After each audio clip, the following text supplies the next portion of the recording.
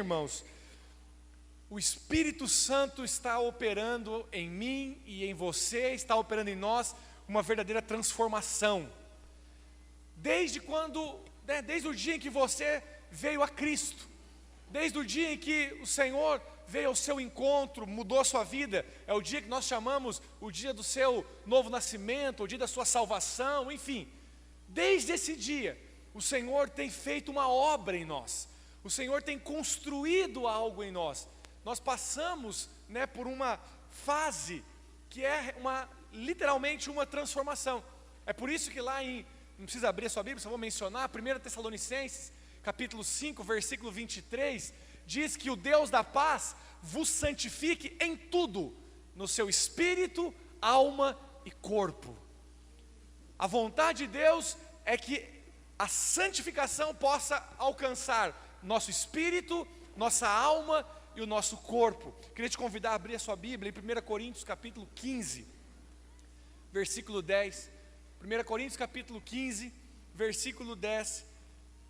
E hoje nosso assunto é a metamorfose. Fala para o seu irmão aí, metamorfose. Eu queria falar a respeito desse tema com os irmãos dessa noite. Alguém me perguntou se nós não íamos cantar aquela canção, aquele corinho, metamorfose ambulante. Não, nós não vamos cantar, ainda que o tema da palavra seja essa. Mas o compositor dessa palavra, acho que ele não era cheio do Espírito, ou ele era cheio de outros espíritos. Quantos acharam? 1 Coríntios 15, verso 10. Olha o que Paulo afirma: mas pela graça de Deus sou o que sou, e a sua graça que me foi concedida não se tornou vã.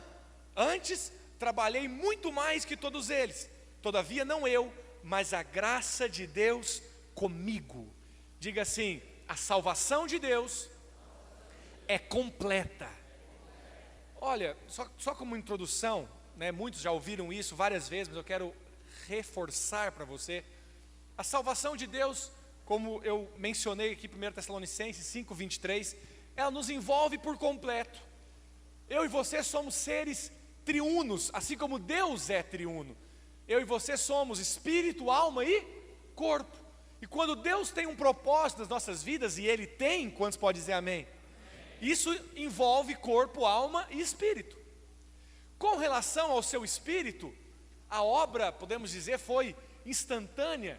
Foi uma experiência espiritual onde você teve, e a luz brilhou em você, seu nome foi escrito no livro da vida, e você foi salvo. Você foi salvo no espírito.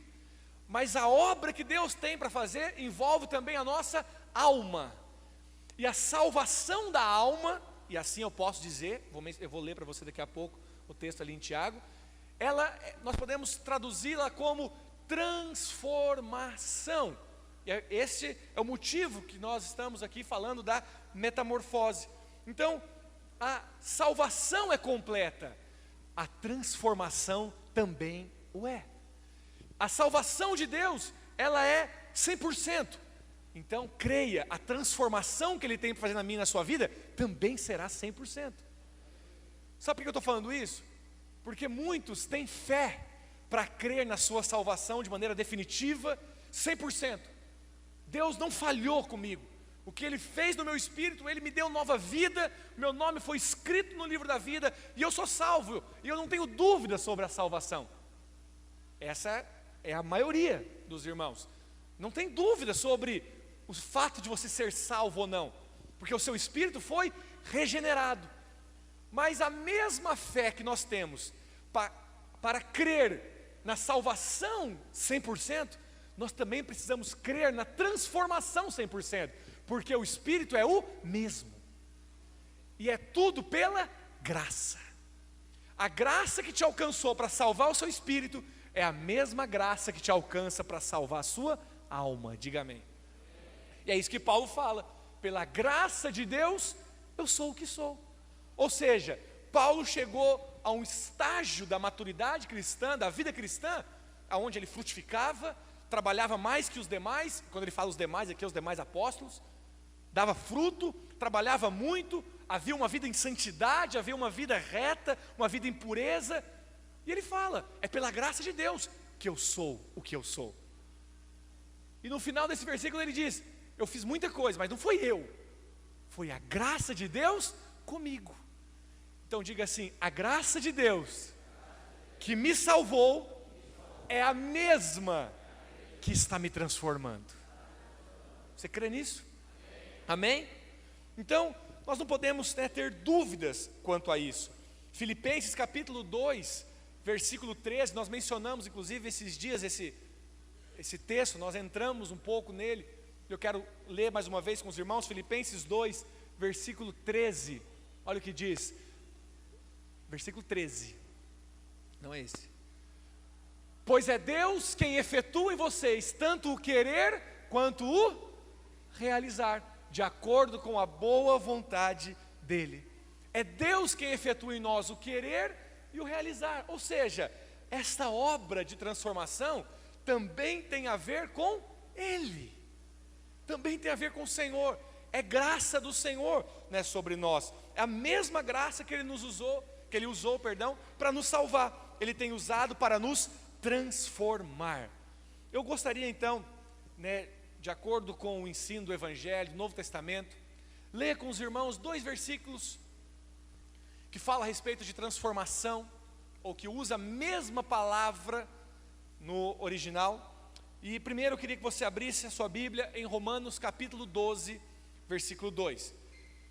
Tem 2 referências bíblicas que falam para nós sobre transformação. Uma é Romanos 12, verso 2, se você está anotando. E a outra nós vamos ler depois, 2 Coríntios capítulo 3, versículo 18. Esses 2 versículos é usada a mesma palavra. E a palavra traduzida por português é transformado, ou transformar, ou transformação. É a mesma palavra. Romanos 12, versículo 2 diz assim: e não vos conformeis com este século, mas transformai-vos pela renovação da vossa mente, para que experimenteis qual seja a boa, agradável e perfeita vontade de Deus. Então, esse primeiro texto que eu quero compartilhar com os irmãos tem a ver com não se colocar na forma deste século ou deste mundo, mas transformai. E esse verbo está no imperativo, transformai-vos. Em outras palavras, se transformem. Como é que está aqui na revista corrigida? Coloca ali para mim de novo. Você está usando essa mesma palavra? Tirou? Estava ali. Não precisa tirar. Vai colocar ou não? Transformem-se. Só queria ver outra tradução aqui.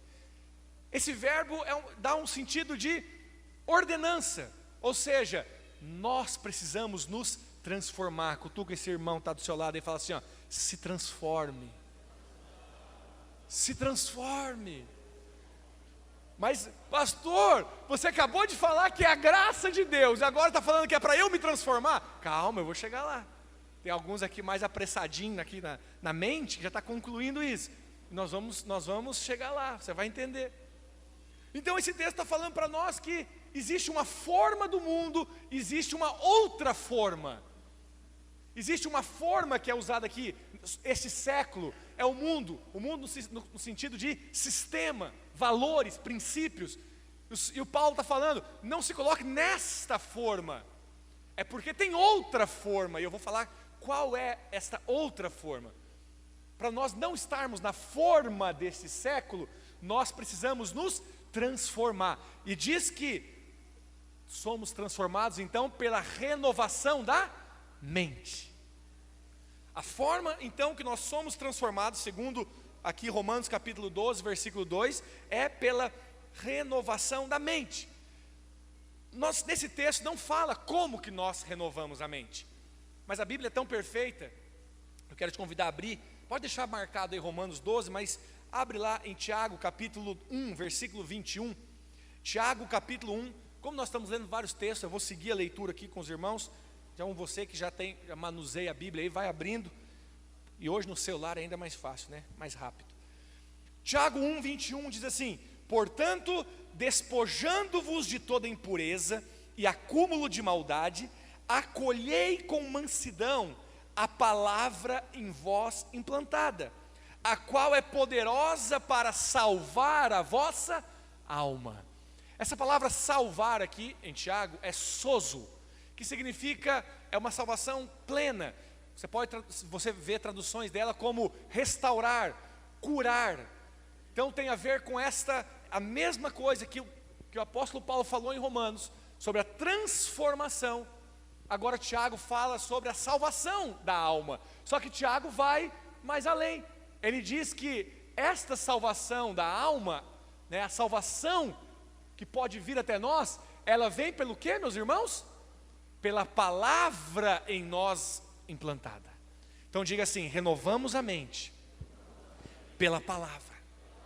Primeira forma que nós somos transformados, então, é pela renovação da mente. E como a nossa mente é renovada? Quando nós recebemos a palavra, quando nós acolhemos dentro de nós a palavra. Eu tenho batido nessa tecla e vou continuar. Não despreze esse momento aqui. Infelizmente tem muitos irmãos que desprezam a celebração, que desprezam reunir-se como igreja nos domingos. Claro que essa pessoa não é você, por isso que você está aqui. Amém? Mas se você ficar tentado a desprezar, não despreza. Por quê? Porque nós somos transformados e a nossa mente é renovada todas as vezes que nós nos expomos à palavra. Todas as vezes que você, né, é exposto à palavra, você está dando ocasião para que ela entre em você e renove a sua mente. Quando estamos entendendo, diga amém. Eu vou avançar.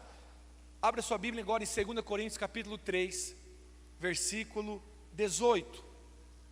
2 Coríntios capítulo 3, versículo 18. Essa é uma outra referência. Quantos acharam? Diga amém.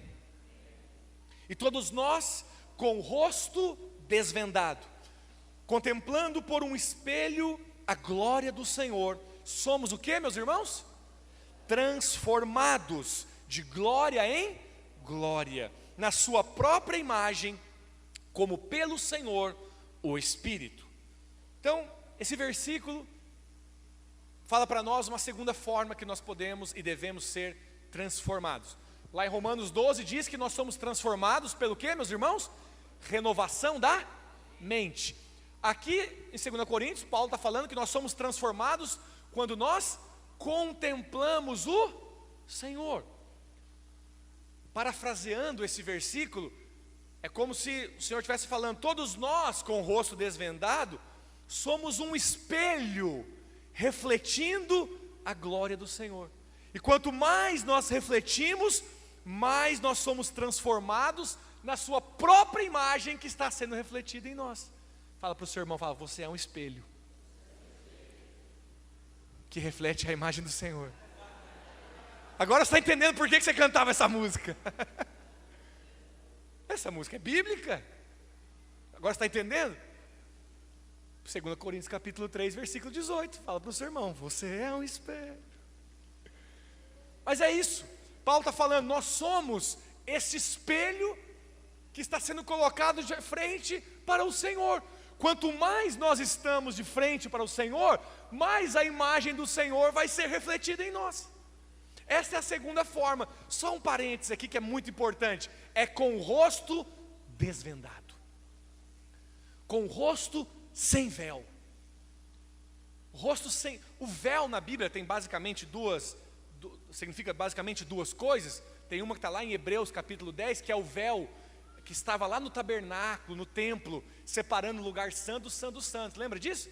Tinha um véu que o Senhor, né, na sua morte, rasgou. Mas não é este véu que Paulo está falando. O véu de 2 Coríntios, capítulo 3, você pode ler o capítulo todo, está falando sobre o véu que foi colocado na face de Moisés, quando Moisés viu o Senhor.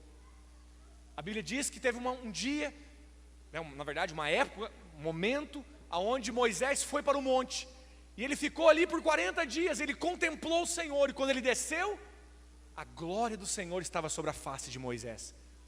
Mas o que Moisés colocou? Um véu. Para quê? para que o povo não reparasse, não atentasse na glória que se desvanecia, ou seja, que se apagava. E aí então o Novo Testamento traz para nós o significado. A glória que se desvanece, a glória que se apaga é a glória da lei, porque Moisés é um símbolo da lei. Mas a glória que é sobreexcelente e que vai brilhando mais e mais e que nos transforma de glória em glória é a glória que está na nova aliança. É por isso que você e eu só somos transformados se for com o rosto sem lei, se for com o rosto sem o véu, todos nós com o rosto desvendado. Bom, nesses dois textos que nós lemos, tanto em 2 Coríntios quanto em Romanos, a palavra transformação no original é metamorfos. Essa é a palavra no grego, nesses dois textos. Só tem 3 lugares que metamorfos é usado na Bíblia. Esses dois nós lemos, e mais um que não é traduzido em português como transformação, mas é traduzido como transfiguração, se referindo ao dia que Jesus subiu no monte, quando se lembram? Pedro, Tiago e João estavam lá, depois apareceu Elias, lembra disso? E a Bíblia fala que ele foi transfigurado diante dos discípulos. Aquela palavra é metamorfos. E a metamorfos é da onde vem a palavra no português? Metamorfose. Por isso que nós estamos falando hoje sobre a metamorfose, que é a verdadeira transformação. A genuína transformação é uma metamorfose. Então, nesses textos aqui, né, que trazem essa palavra metamorfos, que significa transformação, né, no português, ela aponta para uma transformação de natureza, uma transformação de substância que dá origem a uma transformação exterior. Quando nós falamos de metamorfose, eu acredito que se você, como eu, lembra lá daquelas aulas de ciência, lá no primeiro grau, você lembra que metamorfose é o que acontece no processo da formação da borboleta. Quantos lembram disso? Tá certo que é um dos exemplos muito chulé, mas é aquele que todos nós lembramos. A borboleta não nasce borboleta, ela nasce uma lagarta. Aí ela passa por uma metamorfose, ela passa por uma transformação. Essa transformação não é só exterior, é uma transformação interior. É uma transformação que muda a substância interior, que muda ela por dentro e que na verdade depois vai ser refletida em uma mudança de forma. Então, com base nesses textos, irmãos, com base nessas referências que eu estou trazendo para você aqui hoje, você vai reparar que a transformação, ela não acontece na minha e na sua vida fruto de um esforço, fruto de uma disciplina simplesmente. Ser transformado ou mudar de conduta por uma disciplina ou um hábito que você adquire, você não precisa de Jesus para isso. Mas a genuína transformação, ela é muito mais do que mudança de hábito. A genuína transformação é muito mais do que mudança de comportamento. Ela é mudança de natureza.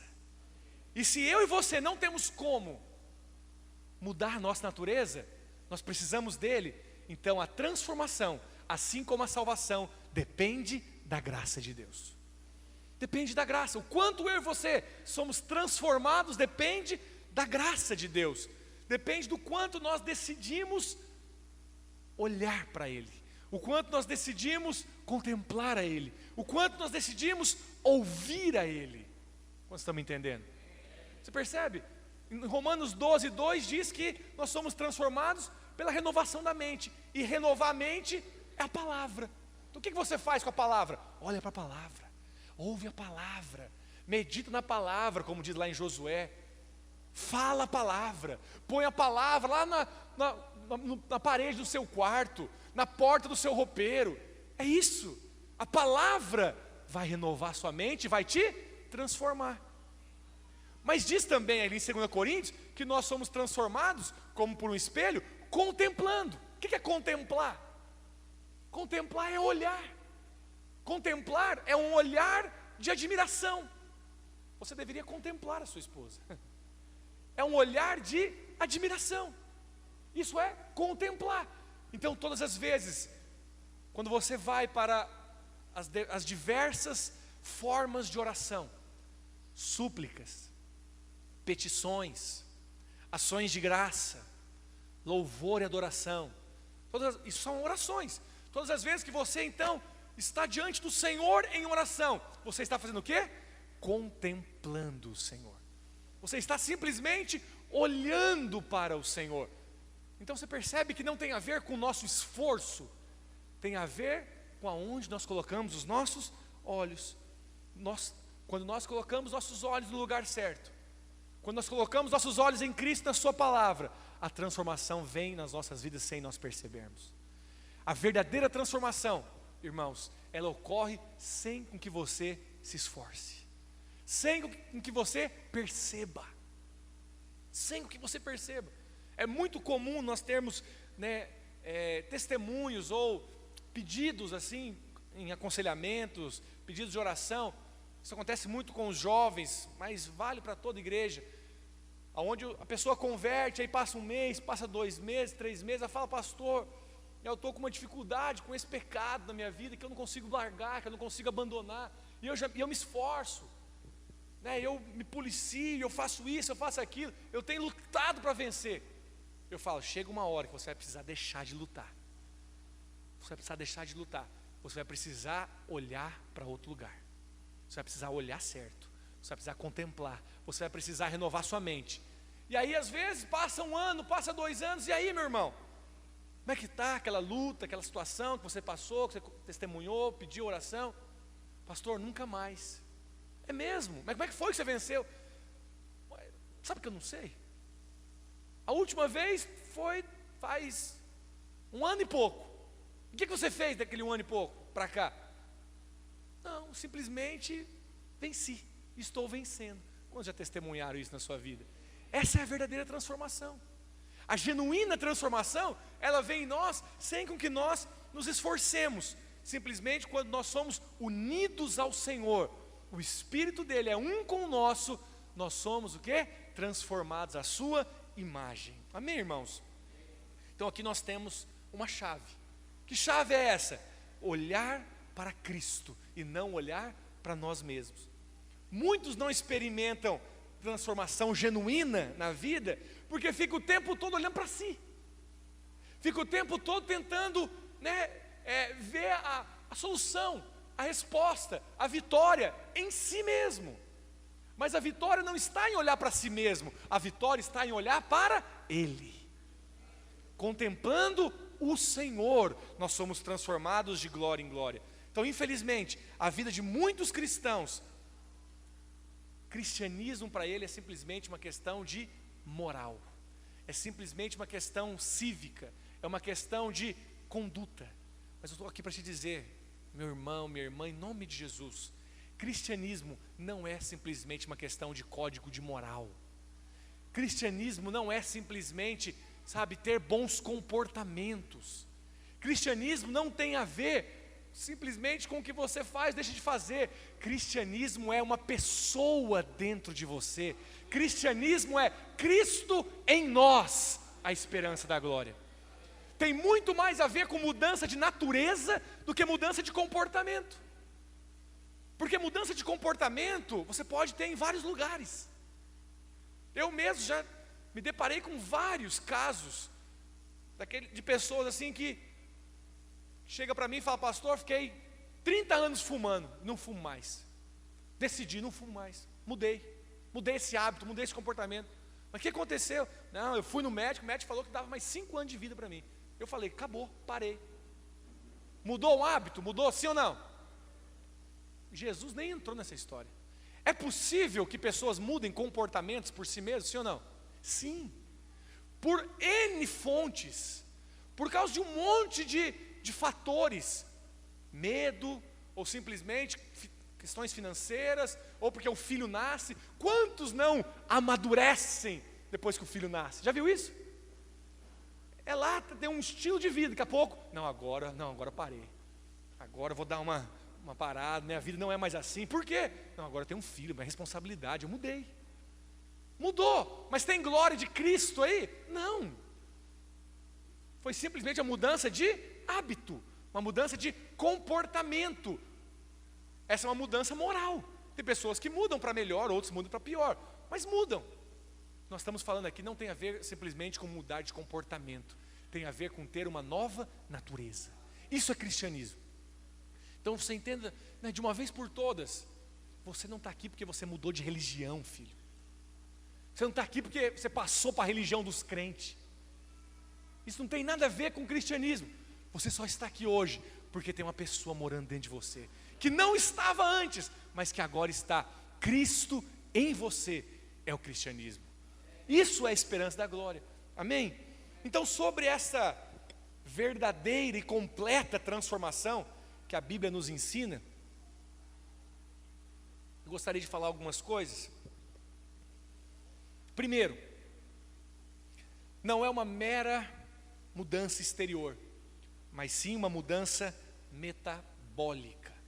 Não é uma mera mudança que é externa, que é de fora, mas é uma mudança metabólica, é uma mudança no metabolismo. Pastor, agora você está falando de física, o que é isso, tal de metabolismo? Isso aí já não é primeiro grau, aí já vai para o segundo grau, lá na sua escola. Qual que é o processo de metabolismo? Metabolismo é o conjunto de transformação química que o meu corpo e o seu corpo faz quando recebe um alimento. Você já reparou que nós somos corpo de Cristo? Nós como igreja não somos uma organização, nós somos um organismo vivo. Então tem muita coisa aí no seu corpo que você pode olhar para ele e ver princípios espirituais da vida de Deus nele. O metabolismo é um deles. No processo do metabolismo, agora eu vou falar aqui, eu não sou doutor, não entendo nada dessas coisas não, mas vou falar um pouquinho para você. No processo do metabolismo, tem basicamente dois ingredientes que precisa acontecer. Primeiro é a nutrição.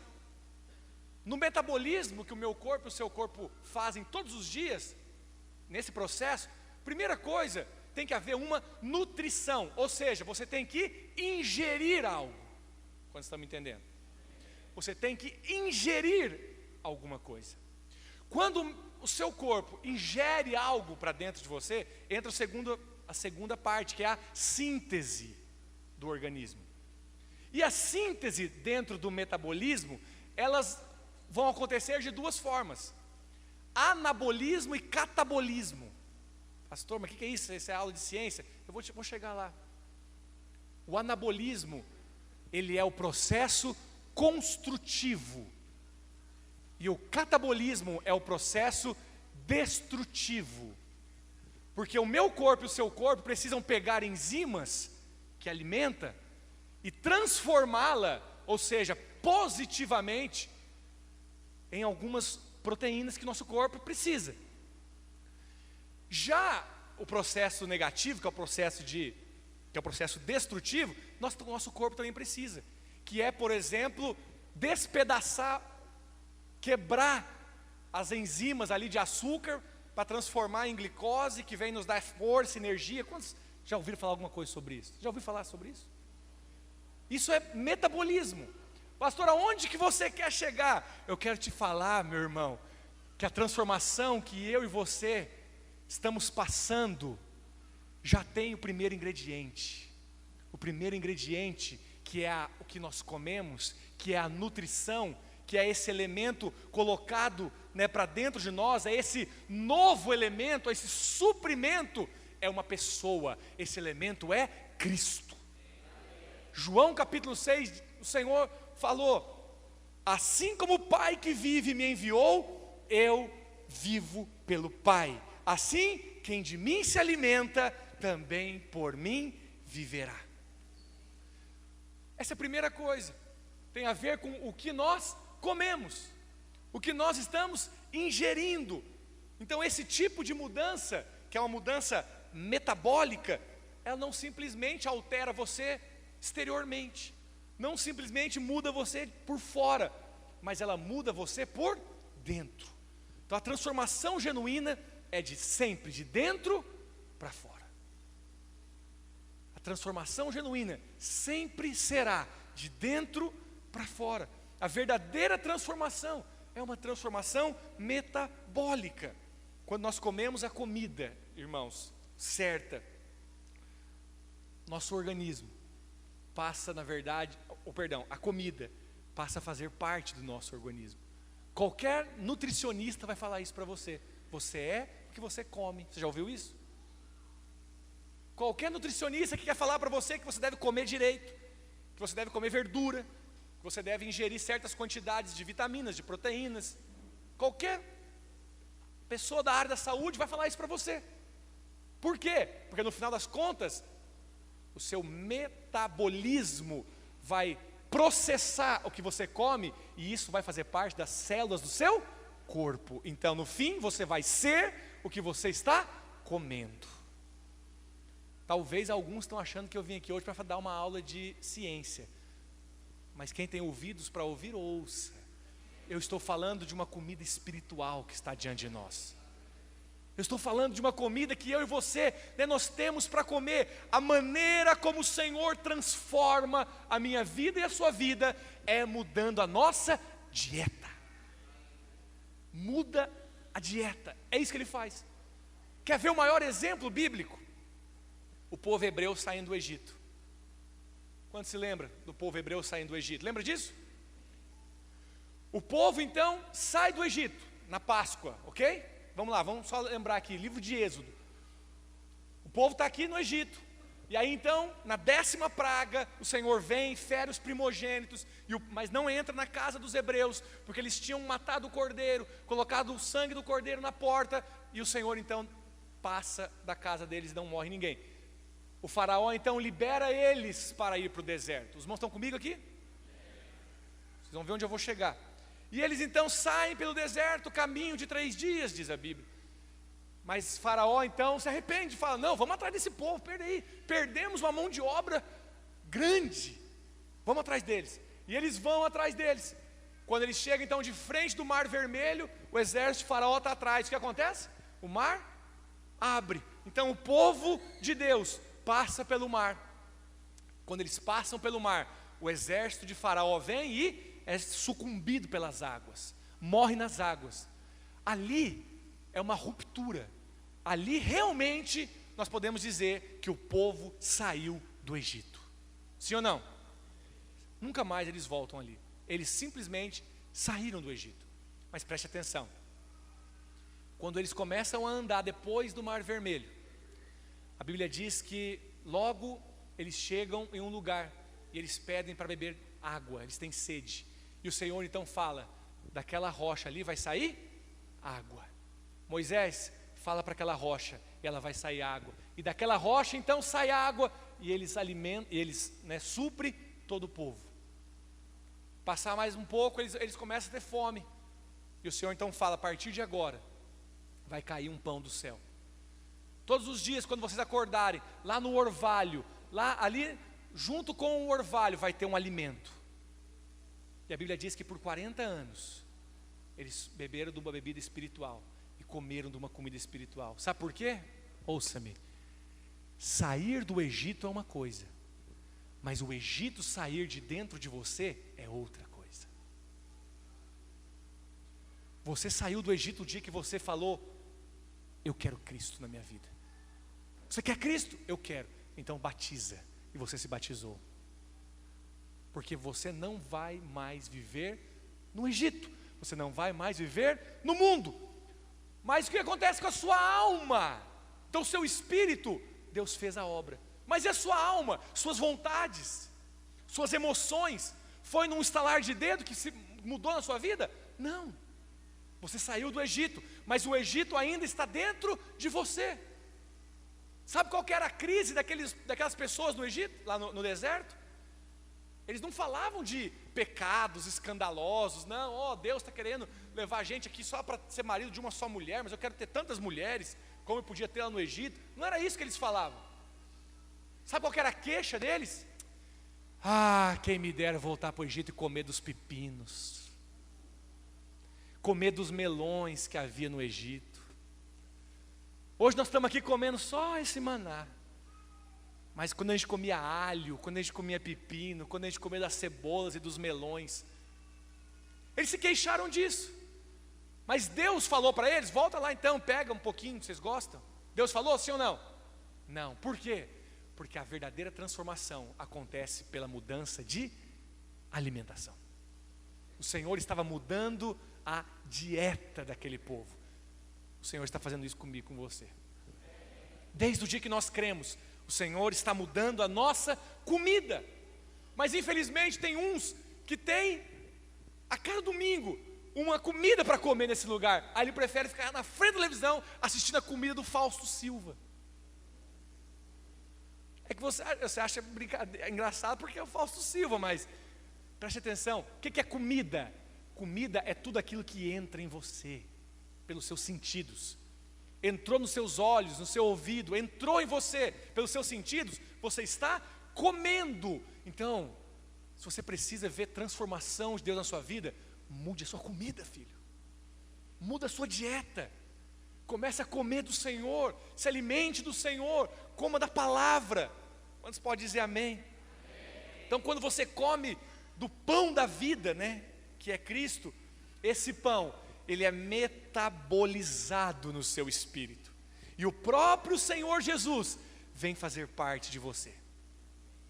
Só que infelizmente tem muitos lugares que olha para o cidadão e fala: você não está parecendo muito crente não.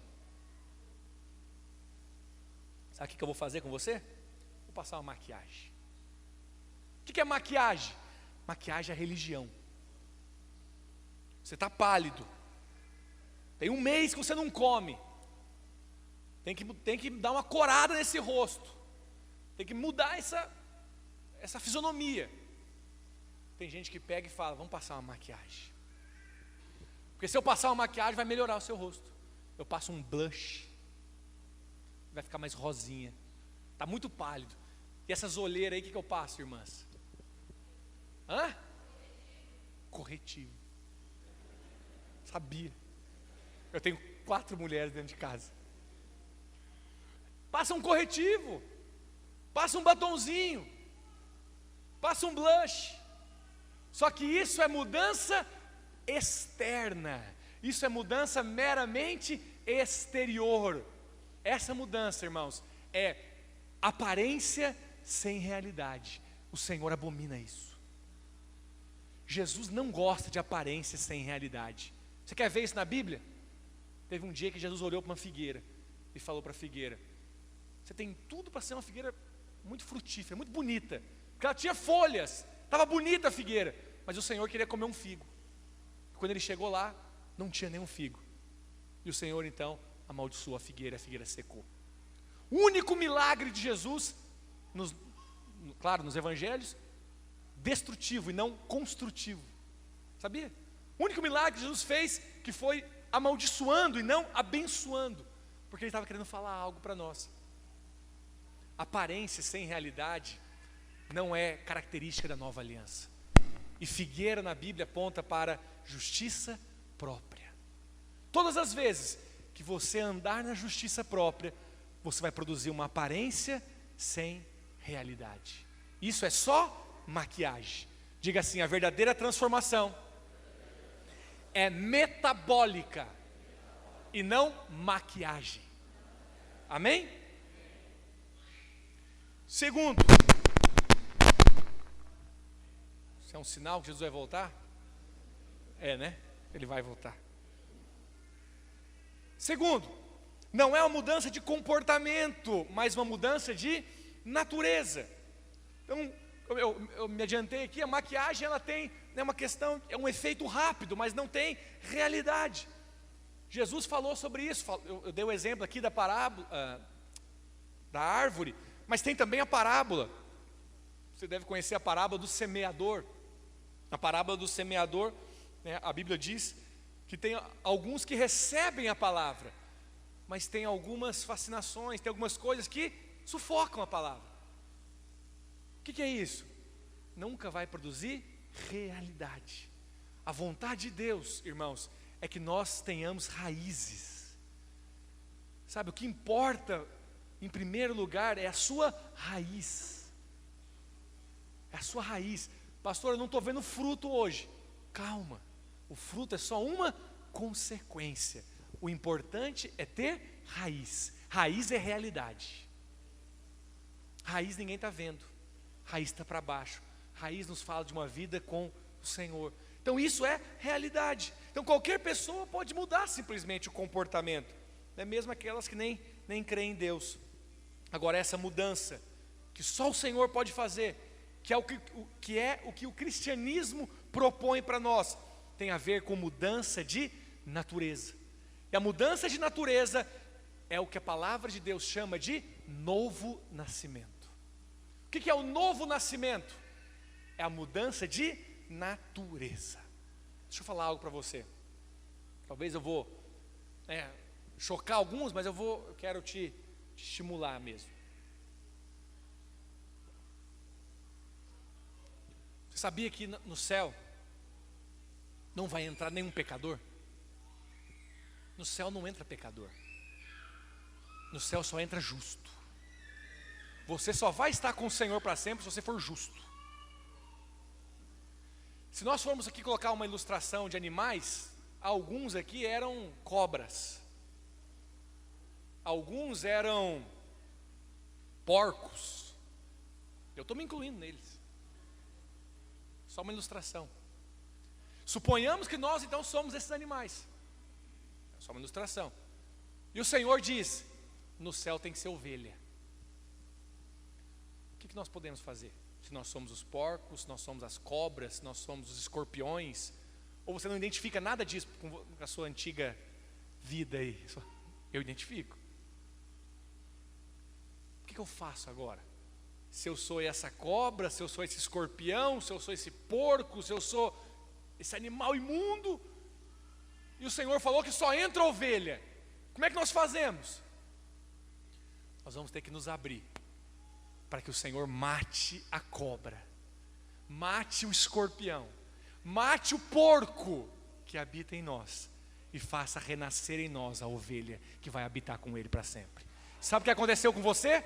Quando você creu, você morreu para a velha criatura, para a velha vida, e Ele te deu uma nova vida. Essa nova vida é vida de ovelha. Pastor, mas tem hora que eu procuro chiqueiro, confesso. Tem hora que eu dou uma espetadinha. É porque eu era escorpião, você sabe. O escorpião ele ferroa. Eu sou uma ovelha, mas tem hora que eu vou ferroar. Então não ferroa mais, filho. Mas a questão é o seu comportamento ou a sua natureza? O que te salva é o seu comportamento ou é a sua natureza? É a sua natureza. Quando você está me entendendo? Amém mesmo? Complicou ou facilitou? Amém? Complicou, pastor, ficou mais difícil. Não é minha intenção. Minha intenção é que você compreenda que salvação tem a ver com mudança de natureza. E se a salvação é mudança de natureza, irmãos, ouça-me, a transformação que Deus tem para fazer nas nossas vidas tem a ver com essa nova natureza, e não simplesmente com mudar os hábitos, não simplesmente com mudar o comportamento.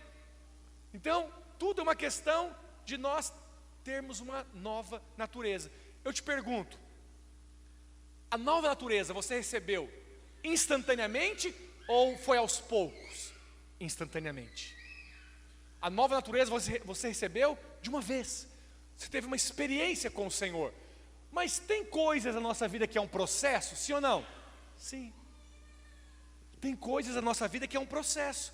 Então, não é tudo repentino, não é tudo radical, não é tudo instantâneo. Algumas coisas são. Algumas coisas de Deus na nossa vida, elas são radicais, elas são explosivas, são instantâneas, é rápido.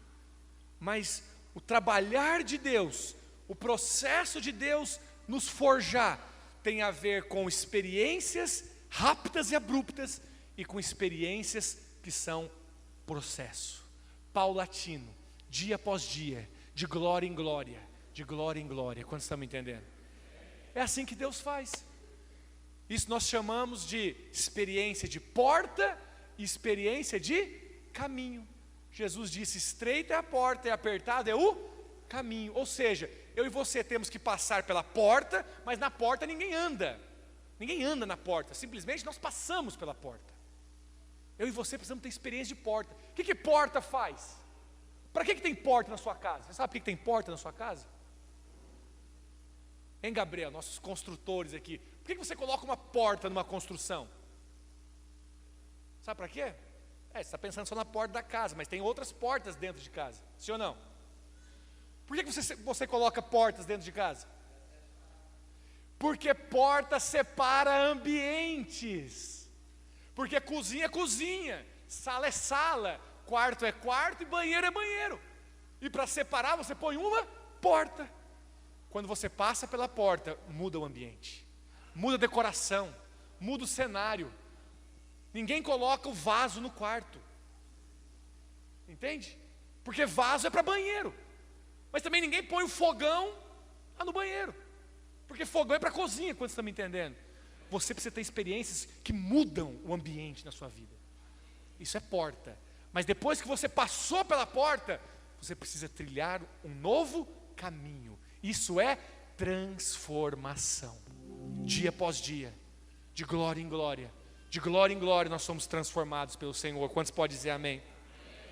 Terceiro, não é repressão de pecado, mas uma expressão de Cristo e da vida dele expandindo em nós. Nosso espírito, meus irmãos, foi criado para conter a Deus. Nosso espírito é como um grande recipiente que foi criado para conter a Deus, mas a nossa alma, ela foi feita para refletir a Deus. Se o nosso espírito contém, a nossa alma é a parte que deve refletir.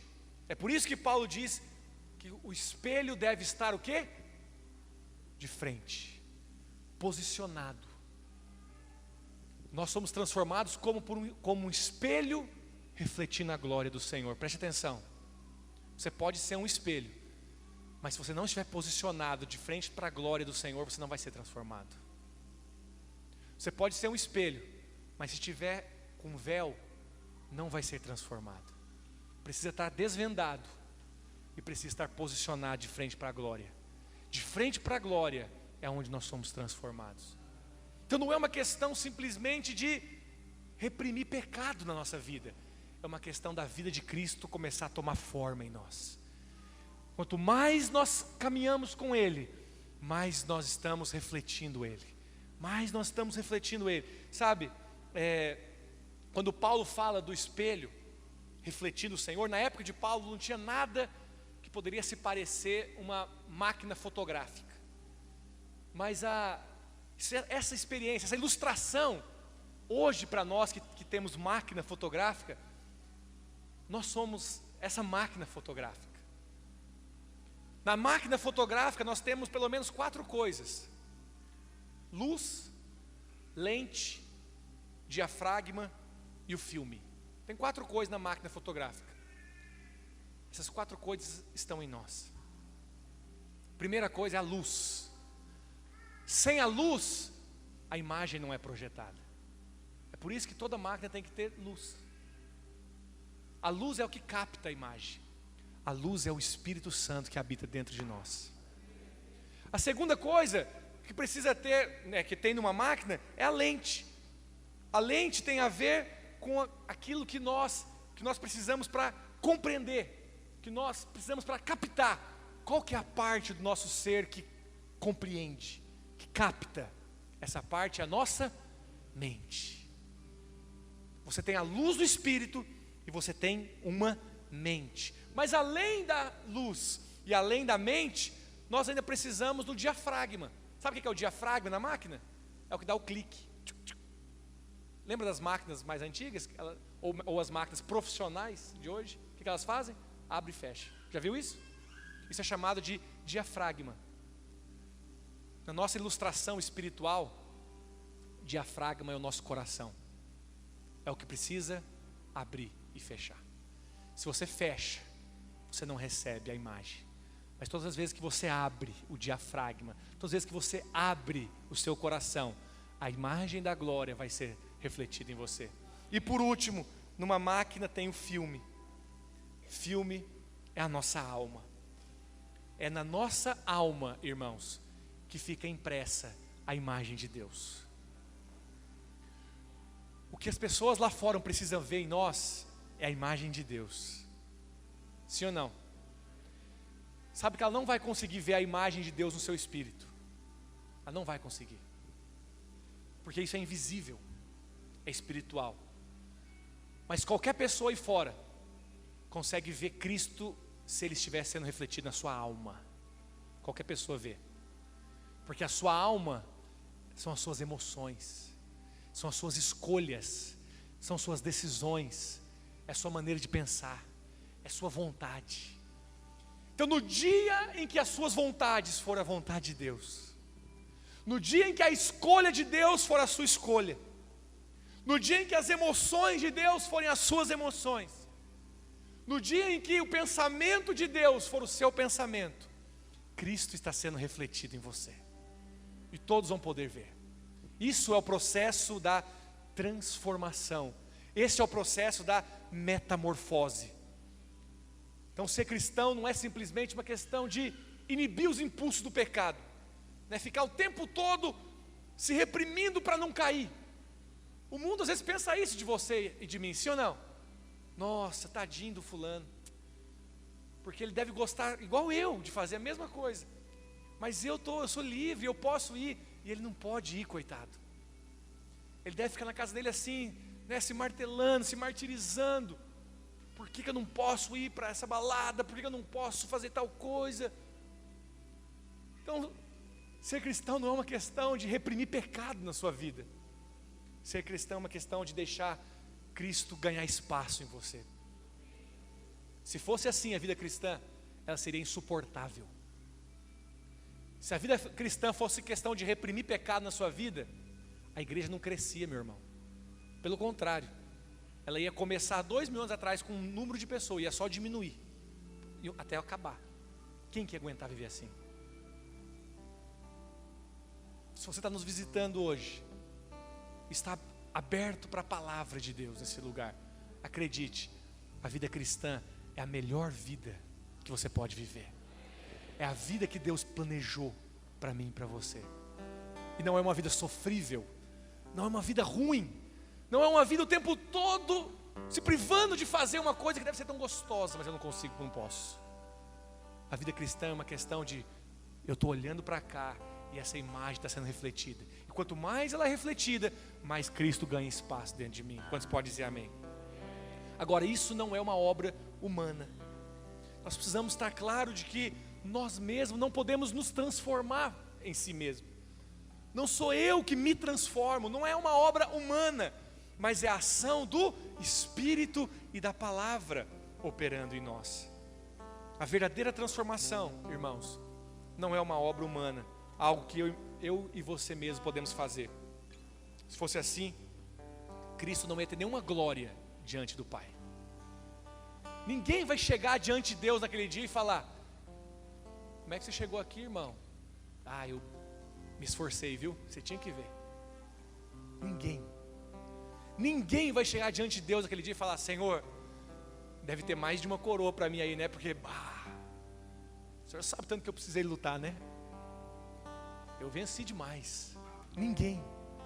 Todos nós, quando nós estivermos diante da glória naquele dia, nós só vamos poder nos curvar, nos humilhar e falar: Senhor, foi graça sobre graça, graça e mais graça. Por mim eu não merecia estar aqui, mas obrigado pela tua graça.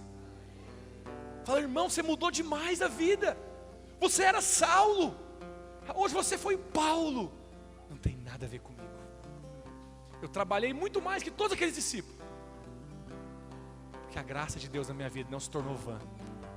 Mas não foi eu que fiz, foi a graça de Deus comigo.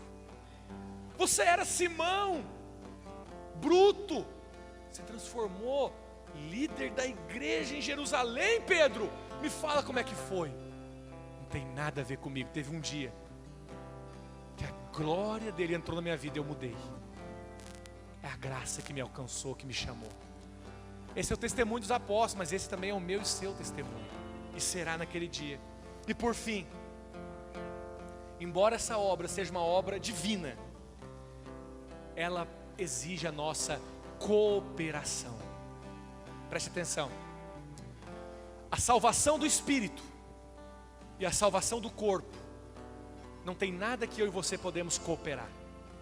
Você não cooperou em nada para ter nascido de novo. Não fostes vós que escolhestes a mim, disse o Senhor, mas eu vos escolhi a vós outros. Foi Jesus que te alcançou. Foi Jesus que entrou na sua vida. Foi Ele que te salvou, e você não tem parte nisso. Naquele dia, quando nós recebermos um corpo glorificado, também não tem nada que nós vamos fazer. Nós simplesmente vamos receber um novo corpo. Mas com relação à salvação da nossa alma, com relação à salvação da alma, que nós estamos chamando de metamorfose, metamorfos, transformação, tem algo que eu e você precisamos responder a Ele. Começa nele, tem origem nele, é dele, é por meio dele para ele, mas tem uma parte que Ele colocou para eu e você respondermos. Só que essa resposta não é uma resposta de obra, é uma resposta de fé. A vitória cristã não é uma vitória conquistada, é uma vitória recebida. Gálatas, ou melhor, 1 Coríntios capítulo 15, versículo 57, eu estou encerrando, diz assim: graças a Deus que nos dá vitória por intermédio de nosso Senhor Jesus Cristo. Graças a Deus que nos dá a vitória. Eu já contei essa ilustração, mas vou contar de novo. A Bíblia diz em Romanos que nós somos mais do que vencedores, sim ou não? O inimigo que estava diante de nós, o adversário que estava diante de nós, eu e você não poderíamos vencer. É como se eu colocasse não vou falar ringue, porque agora é mais chique, eu vou falar octógono. No octógono. Você entrou no ringue, você entrou no octógono com simplesmente o John Bones Jones. Quem não sabe, não entende nada que eu estou falando. John Jones, maior campeão do UFC, artes marciais mistas, MMA. Jogaram você lá dentro do octógono. Luta com o John Jones agora, filho, vai lá. E aí então você vai lá. Você fica na posição. Eu sei que uma porrada dele assim, até de longe eu já caí. Ele poderia dar a cara para eu bater, que eu ia dar vários socos, mas ele é acostumado a apanhar, ele não ia nem cair, eu acho. Mas o Senhor fala para mim: fica aqui, Guilherme.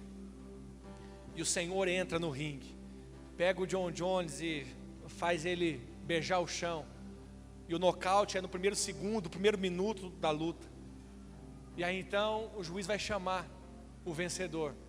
E ao invés do Senhor ir lá para receber a vitória, Ele coloca você, e você recebe a vitória. Aleluia. Pastor, não fiz nada. Não fiz nada. O que eu fiz? Eu entrei, mas foi Ele que fez. Isso é graça. Mas sabe de uma coisa? Você precisou entrar. Porque Ele te falou: se você entrar, eu vou lutar a sua luta. Pastor, às vezes eu fico com medo de entrar, porque vai que o Senhor não entra, aí eu apanho. A questão é, filho, sua vitória é pela fé. Entra no ringue, que Ele vai entrar. E quando for para vencer, Ele vai falar: você é mais do que vencedor. Quem é mais do que vencedor? É aquele que sem lutar se tornou vencedor. Aleluia. Cristo é o vencedor, mas eu e você somos mais do que vencedores. Diga amém. Então a vitória não é conquistada, a vitória é recebida. Simplesmente se aproprie, simplesmente tome posse. Diga: eu recebo. Aleluia. Diga: eu creio, eu recebo essa vitória. Qual que é a vitória que você precisa hoje? Às vezes a vitória é sobre algum pecado. Às vezes é vitória sobre alguma incredulidade. Às vezes é a vitória sobre alguma frustração, sobre alguma limitação na sua alma, nos seus pensamentos. A sua vontade não é a mesma vontade de Deus. Suas emoções são conturbadas, suas emoções são confusas. Essa não é o sentimento, a emoção de Deus para você. Mas você pode receber. Diga: eu recebo. A transformação que Ele tem para fazer na minha vida é só uma questão de eu crer. Eu creio e eu tomo posse. E assim nós cresceremos de glória em glória. Essa é a maturidade cristã. Dia após dia, um passo após o outro. Quando nós vamos ver, nós fomos transformados. Você e eu éramos uma lagarta, mas o Senhor nos chamou para voar. Lagarta não voa, mas borboleta voa. Então o que o Senhor faz? Eu vou mudar a sua natureza. Eu vou fazer de você uma lagarta que voa. Você vai virar uma borboleta. Deus está fazendo uma obra em nós, amém, irmãos? Fique em pé onde você está. Vamos encerrar juntos.